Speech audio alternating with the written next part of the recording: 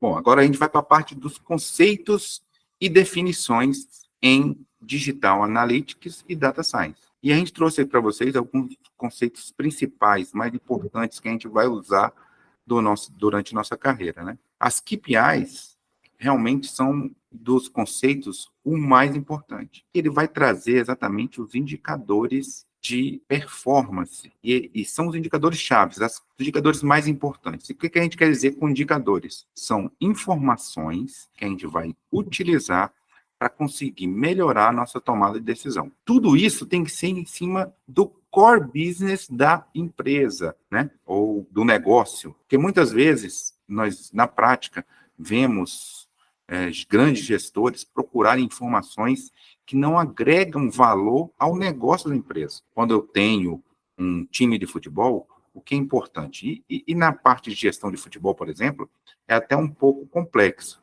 que existem dois core business ao mesmo tempo. Além de você ter o interesse de conseguir dinheiro e recursos para compra e melhora do time, então é uma área financeira, interesse financeiro, você também tem a parte técnica, onde você quer buscar títulos, formar equipes competitivas e ganhar jogos.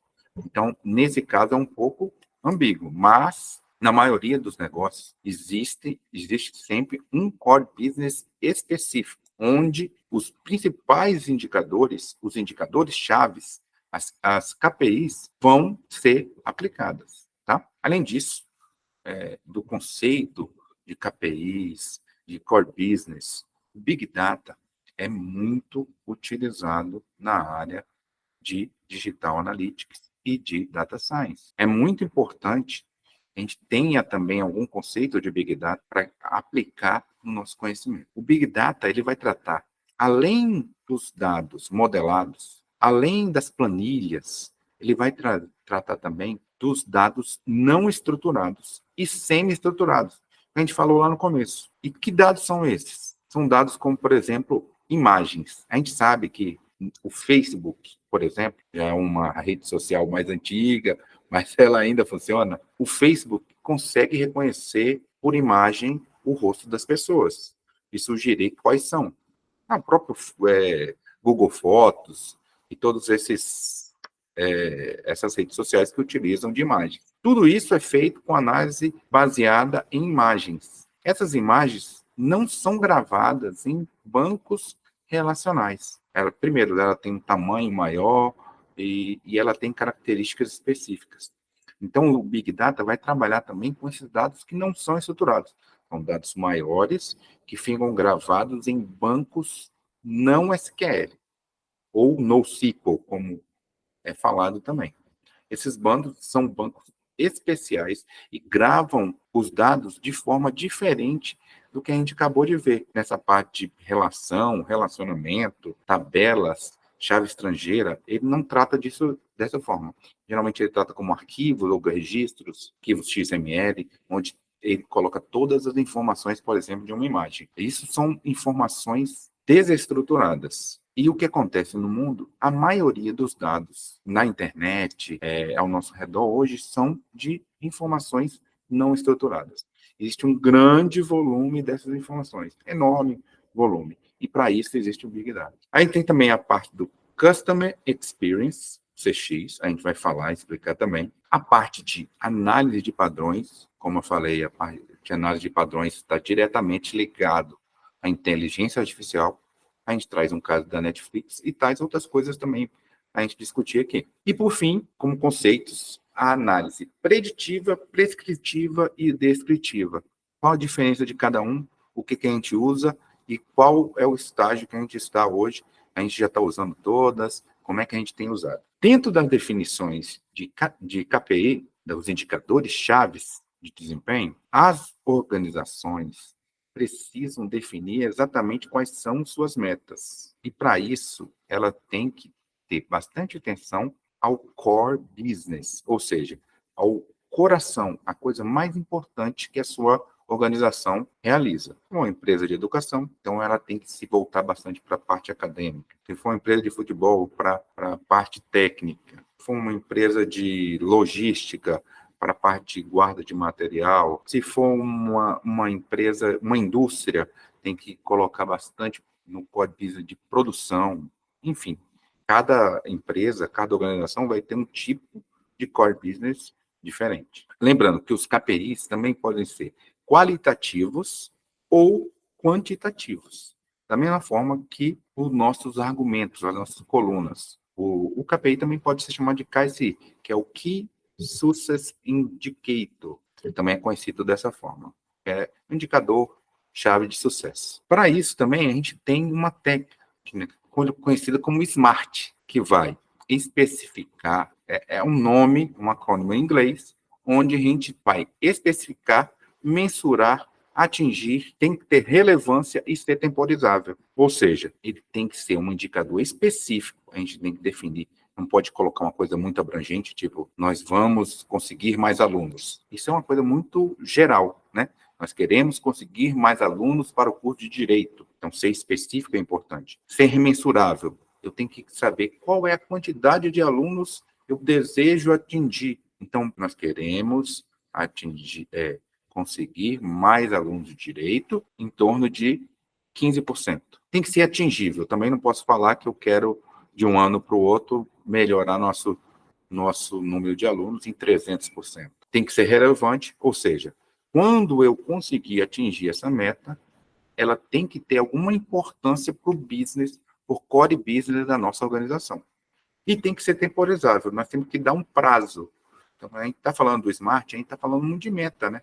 Definindo especificamente o que é, mostrando como vai ser medido, como vai ser atingido, qual a sua relevância e qual é o tempo necessário para a gente atingir aquela meta. Dentro desse conceito, a gente trouxe aqui um exemplo, tá? Onde o ticket médio por cliente vai ser aumentado em 35% e mensurado por meio de software financeiro. Ou seja, então a gente está usando a parte de mensurar por meio de um software financeiro. TM, que é o ticket médio, é a meta específica. Ele é atingível dentro desse novo período de 2 anos, ele tem a relevância financeira e ele é temporizável. A meta é para 2 anos, mas eu vou analisar durante 1 ano como é que foi esse crescimento. E depois eu vou analisar o segundo ano e tirar a média. E a partir daí, a minha meta foi um aumento do ticket médio, do valor médio. O ticket médio é o quê? É o valor médio do nosso produto. Então, a gente vai pegar o valor, o faturamento total e dividir pelo número de produtos vendidos. E a gente vai ter o ticket médio. Tá certo? Então, para atingir 35%, a gente usou essa metodologia do SMART. Já os conceitos de Big Data, como eu falei, a gente trata de grandes volumes de dados. Que grandes volumes de dados são esses? Hoje, um notebook normal chega a ter 1 tera, 2 teras de espaço em disco. O que é 1 tera? São 1000 gigas, aproximadamente 1000 gigas, não dá exato. Mas quando a gente fala de grande volume de dados, a gente está falando de um computador, de um programa, de um sistema, o Big Data, que vai acessar bases, por exemplo, do Instagram. Quantos milhões de usuários tem o Instagram? Milhares de imagens, bilhões de imagens, bilhões de comentários, curtidas, enfim. E nesse tipo de quantidade de dados, a gente não fala nem em terabytes mais. E lembrando que 1 terabyte significa 1000 gigabytes. A gente começa a falar em petabytes, que são 1000 terabytes. Então, é 1000 vezes 1000. E hoje já existem zettabytes sendo tratados por sistemas de Big Data.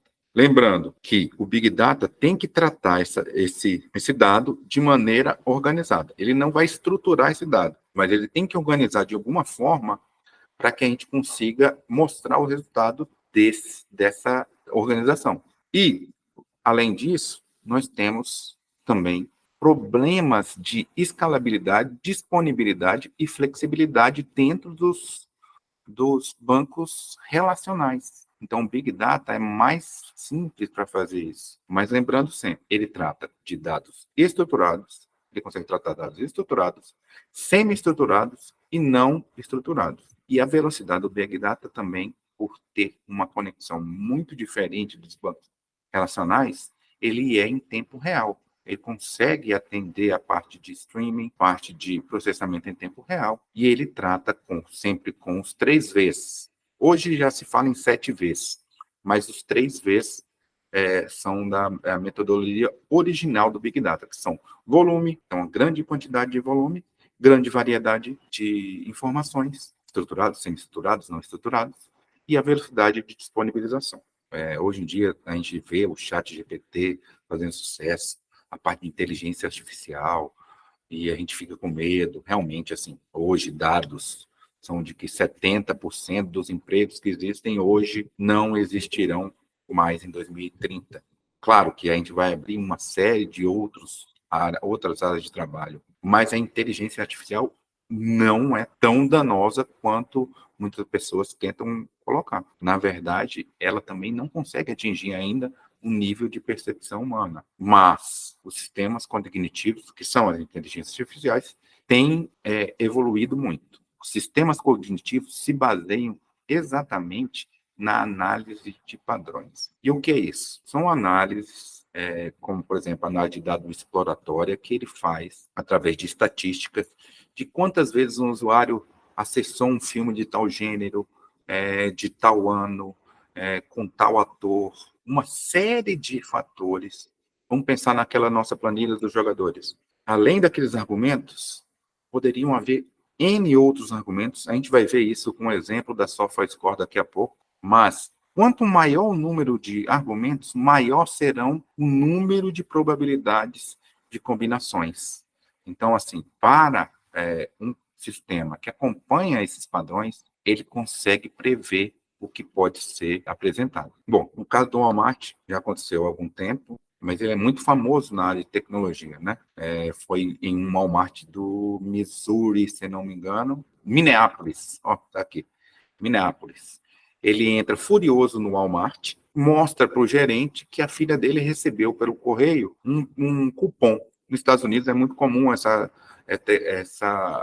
esse marketing via cupons para descontos de compras, enfim. E ela estava recebendo pelo e-mail dela diversos cupons para comprar roupa de bebê, berço, né? E ele estava muito nervoso. Esse é um caso real. Parece até irreal, mas é um caso real. E ele pergunta para o gerente se ele estava tentando incentivar a filha dele, que nem saiu do ensino médio, a engravidar. O gerente ficou sem graça, não sabia nem o que ele estava falando, e foi verificar a mala direta, ou seja, a parte automatizada da empresa. E realmente o endereço do e-mail onde estavam sendo enviados aquele conteúdo de maternidade, de berçário, de foto de bebê, tudo aquilo estava sendo enviado para o e-mail dela mesmo. Ele ficou um pouco, né, sem saber o que fazer, pediu desculpa. Porém, o que acontece? O pai fica envergonhado. E aí a gente coloca até as aspas aqui pelas palavras que ele falou. Tive uma conversa com minha filha, acontece que houve algumas atividades em minha casa das quais eu não estava totalmente ciente. Ela deve nascer em agosto. E eu te devo desculpas. Quer dizer, o próprio pai da menina não sabia que ela estava grávida. Mas o sistema cognitivo, mediante a análise de padrões, conseguiu descobrir pelos... E não é só clicar, tá? Às vezes a pessoa até acessa um site similar, ele vai gravando todas aquelas informações e consegue mostrar, mediante aquela análise, o que está acontecendo com a pessoa. E isso teve um impacto muito grande. Foi um caso isolado que teve um impacto muito grande na área do Walmart, que tratava essa parte de sistemas cognitivos. O que eles fizeram, né? Eles viram que, para alguns casos, a abordagem de mandar cupons, promoções diretas demais, mesmo sendo legal, isso podia deixar a pessoa desconfortável, que podia entrar na parte de privacidade. Houve um conflito na casa daquele pessoal, aquela filha teve que contar a verdade para o pai, que já devia ter contado, mas, enfim, o pai ficou surpreso e causou um desconforto na família. E aí, o que acontece? Para essa parte de gravidez, por exemplo, toda a política de mala direta foi alterada. Nenhuma mãe passou a receber, ou futura mamãe, passou a receber mais cupons exclusivamente de material para grávida. o material para a mãe. Então, sempre ia uma gravata, uma meia, e lá no meio ia uma fralda. Eles mudaram totalmente a estratégia da empresa para que ela não violasse um caso de privacidade como esse. Né? É um caso bem interessante que eu trago aqui sempre para a gente conseguir entender como a análise de padrões hoje em dia está avançada. Isso aconteceu já tem mais de 8 anos e até hoje ele tem essa consequência, tá? Bom, gente, agora nós vamos para o exemplo da SofaScore. O que é essa SofaScore? É uma empresa que se disponibilizou a acompanhar o futebol no mundo. Então, trazendo para aquela nosso primeiro exercício, que a gente vai continuar ele durante o decorrer do curso, tá? A gente trouxe agora uma empresa especializada em acompanhar times, jogadores, resultados, acontecimentos dentro do futebol e de outros esportes. Tem vários esportes, tênis de mesa, e-esportes, rugby, basquete, enfim, ele acompanha toda essa parte esportiva, tá bom? Ele tem essa parte de probabilidade de vitória também, porque hoje é muito comum esses sites de aposta, então ele dá a probabilidade de vitória baseada em uma série de padrões também, né, para que o usuário consiga ter respostas descritivas do que tem acontecido. É uma análise descritiva porque mostra o passado, a probabilidade do futuro, baseado no histórico passado. Então, aqui seria a tela inicial do sistema do SofaScore. Basta uma busca aí no Google, vocês vão conseguir acessar o sistema. Ele é gratuito, pelo menos essa parte principal, e nós vamos trazer para a nossa realidade. Nós vamos ver como é a análise individual de jogadores dentro do SofaScore. Então, cada jogador é analisado por partida. Então, você imagina o número de dados que ele guarda, né? Todos os jogos das principais, e às vezes nem tão principais ligas de futebol do mundo, ele acompanha. E acompanha o desempenho de cada um dos jogadores do time, mesmo que tenha entrado um minuto. Ele tem essa classificação SofaScore, uma nota que ele dá baseada em uma série de critérios. Então, a gente tem aí para o Julián Quiñones 9.3.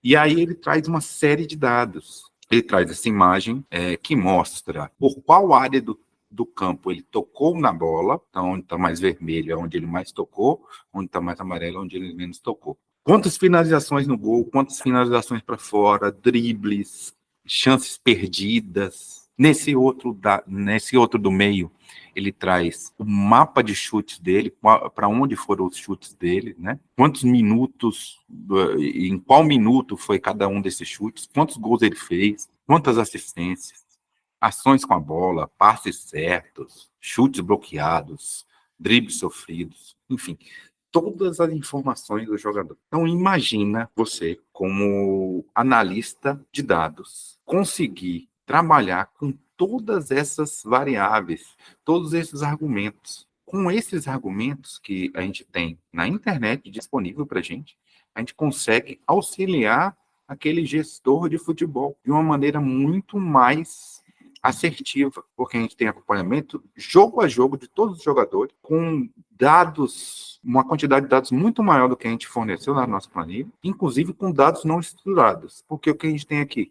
A gente tem dados de imagem. Esses dados de imagem são dados não estruturados, então não estão nem em tabela. Então a gente poderia também, baseado nesses dados, indicar a contratação de jogadores. Como eu falei, com a presença desse número gigantesco de jogadores no SofaScore e a quantidade de análises. E essa é apenas um pedaço, esse que eu mostrei para vocês. Existem muito mais análises sendo feitas no SofaScore.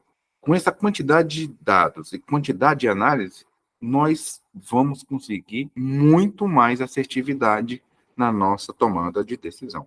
Aqui eu trouxe aqui também um exemplo, outros jogadores, mas você pode procurar qualquer jogador do seu time, ele vai aparecer aí, qualquer jogador de qualquer liga, ele vai aparecer aí, então fica legal para a gente conseguir fazer esse trabalho. E esse trabalho é feito sempre com análise descritiva, em geral, ela está em todas, por quê? A análise descritiva é a análise que é usada mediante os dados que a gente tem até o momento. São famosos dados e acontecimentos do passado. Então, a gente consegue saber, através de gráfico, dashboard, que são os painéis, né? Tabelas e outras ferramentas, tudo o que já aconteceu. Lembra quando a gente fez a planilha? Então, a gente começou a colocar gols no último ano, ações defensivas no último ano. Então, a gente consegue ver o passado e mostrar qual é a situação. Às vezes, até aquela situação histórica, como eu falei, vamos passar a ver qual é a situação com a quantidade de gols por ano. E isso tudo a gente consegue mostrar de uma maneira gráfica, ou mesmo tabelas, para que o analista possa, baseado naquelas informações, tomar decisões a fim de melhorar o desempenho da organização. Isso é a análise descritiva. Então, quando a gente pega aquela planilha toda preenchida, vê os gráficos, enfim, a gente está vendo o passado.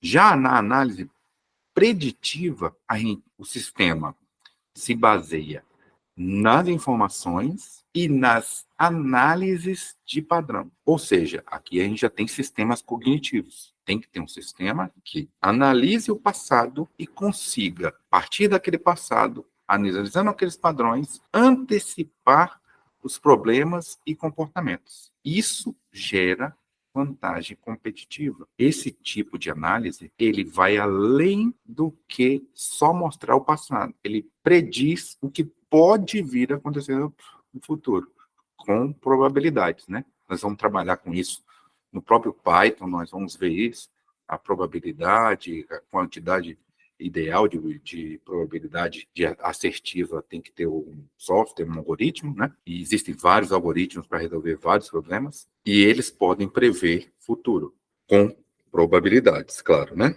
Mas além da análise descritiva, que mostra o passado, a análise preditiva, que mostra o que pode acontecer no futuro, existe ainda outra, que é a análise prescritiva, que é aquela que se baseia no passado, pega as informações do passado, o que já foi coletado, analisa o que pode acontecer no futuro, que é a parte da preditiva, e ainda sugere as estratégias que precisam ser tomadas para alcançar um determinado resultado. Ou seja, ele, na análise descritiva, o analista analisa e toma decisão.